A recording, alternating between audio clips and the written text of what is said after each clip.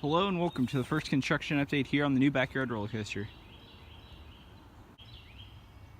Already you guys can tell that I separated the first half of the old roller coaster and the second half.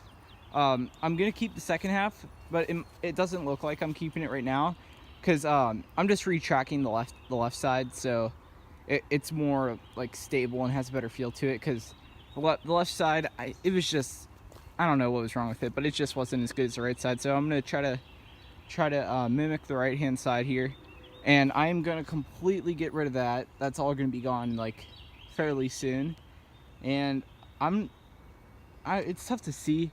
Well, I'll get a better angle for you guys real quick. All right, this is a much better angle. So where you guys see the green poles in the ground, starting with this like lighter green one right up at the top of this little hill here next to those trees. It's good. Well, this is going to be the path to it.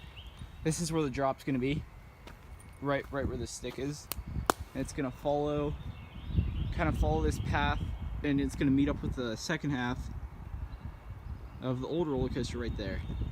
So that'll be the layout. The drop, I'm currently working on the drop. It's kind of the same drop as I did in that one video like a couple months ago, like the 6-foot drop. It's not going to be 6 feet on the dot, but it's going to be like, I think around 5 feet, because we're gonna have to dig it in the ground. Because the reason why I actually didn't put it into the old one is because we had a really bad windstorm and it blew over and it kind of all fell apart. So I'm reworking that. Hopefully I'll get it up and working on the new one, but for now I'm going to take apart and retract the left hand side. Okay, so it's been a while since I picked up the camera. I just worked for 4 hours straight on the roller coaster. As you can already tell from here, there is a lot. I did a lot of work there. It took me a long time to move the track and rebuild it in certain areas and to add on to it.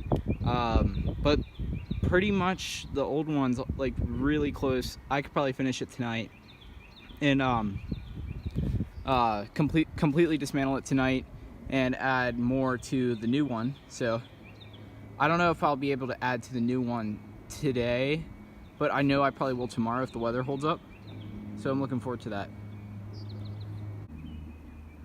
Okay, so now we're down on the site of the old roller coaster. It is almost completely done besides the first drop here. Here's a bunch of scrap pieces of wood that I'm probably gonna throw out. And then I'm gonna keep those ones. But I took a bunch of pieces from this. Like, this is not all of them. I added a huge straight section of track onto this part, and I'll walk down to that now.